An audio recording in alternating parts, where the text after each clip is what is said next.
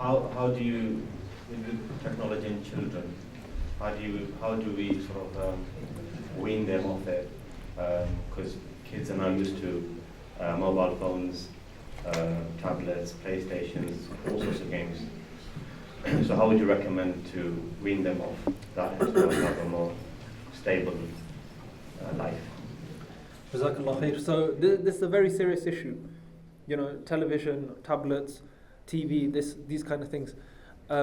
Islam, again, is always a practical religion. If we say no TV, no laptop, no television, that is going to another extreme. It's unrealistic. Yeah, if you ban your children from all of these things, then they will secretly go to your neighbor's house or your family's house that do have those things, and they will watch it and play it there, and they'll want to play it there. So it's about balance. That's about everything is about balance. The first thing that we need to look at is to first give children good habits. So the first thing that children should be engaged in is reading books, for example, is writing, is art and drawing, going out into nature. Yeah, it's very, very important to take your children out into nature, because this creates an attachment with Allah. The Prophet ﷺ tells us, لا تفكروا في الله ولكن تفكروا في خلق الله. That do not think and ponder about Allah. Where is He? Who is He? What does He look like?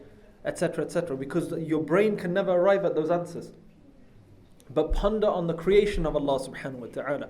If you think of your children, how much time do they connect with Allah's creation, not man's creation? Yeah.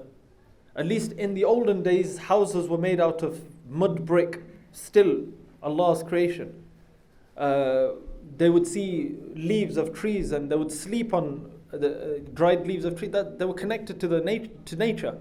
Now everything is man-made. When a child sees nature, they don't really marvel at nature. They see the latest phone or the latest technology and they say, wow, what are they marveling at? They're not marveling at Allah. They're marveling at a scientist or some new company. Wow, have you seen the latest Samsung or iPhone? Or these are the things they say. When you look at nature, that's when you say Subhan al-Khaliq. Yeah, Subhan al-Khaliq. Just on my flight here to Basel, I was reading through the magazine in the flight, and there was a company that makes earplugs, you know, for your ears. I put it on my WhatsApp status. And they have different sizes of earplugs for your ears. And you know how they measure your size for your ears? They measure your little finger. Because they've said that the size of your ears, your inner ear, is the same size as your little finger. And I read that and I thought, Subhan al-Khaliq. Is that by chance? Or is that absolute proportion by Allah subhanahu wa ta'ala? Yeah. So we need to take our children out into nature. When they see these amazing birds with their different colors and their different sounds, different plants, similar seeds going into the same ground, nourished by the same water, the same sun, yet different flavors, different colors, different tastes. Amazing, subhanallah. So children should be connected to nature, and they love nature. Children would love nature. So that's the first thing. That develop things like board games, like Imam Khalid was mentioning. Look at the way the Prophet ﷺ was. You know, he was out in nature with his children. He was playing with them, physical activity with the children. ﷺ. That's number one. Then you yourself have a habit of limited technology time. You know all of these big technology companies, those that are parents, they have limited time that they allow their children to watch TV and go on technology, because they understand more than anybody else it's harm. And what Shaykh Imam Khalid was mentioning, literally psychiatrists, psychologists have said that internet and mobile phone and tablet addiction is worse than drugs.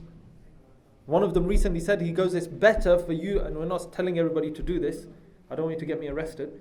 Yeah? They're saying it's almost better for you to give them a bag of cocaine than to give them a smartphone. Seriously. Kind of damage that it causes. Yeah, it's horrendous. It literally rewires the brain. The brain has a plasticity. Yeah? It rewires the brain. So first is to expose children to the nature, reading books, writing, art, craft, model making, and these will develop different skills that a tablet cannot give them. Then you yourself have a habit. What would be a good practice if we went back to the olden times when our parents, when we were growing up, when you had the house phone. When you had the house phone, Nobody used to sit there with, your parents didn't sit there with the phone all day, did they? Did they sit there with the house phone? Looking at it, stroking it? Yeah? No.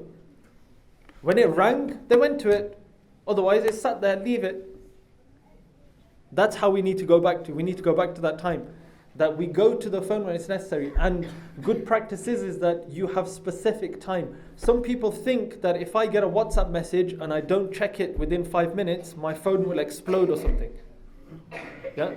Some disaster will happen. Yeah? You are the president of the world, and if you don't reply to that message, then inna lillahi wa inna ilayhi raji'un. You know, some World War III will happen or something. Yeah?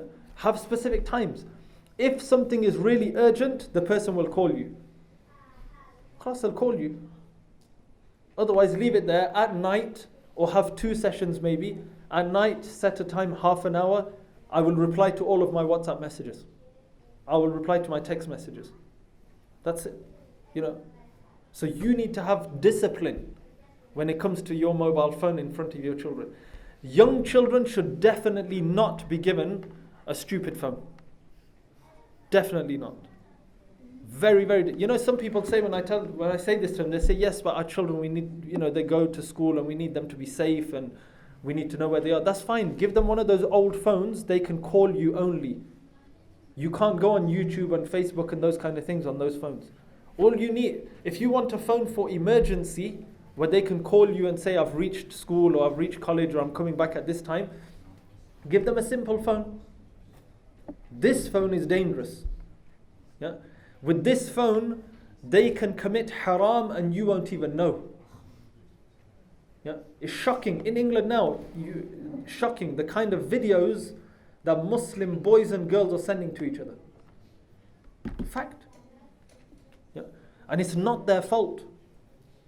It's not their fault. It's like giving a gun to a child. And then when the child shoots somebody, you say, it's the child's fault. No, it's the adult's fault for giving the gun to the child in the first place. Why did you give them the gun?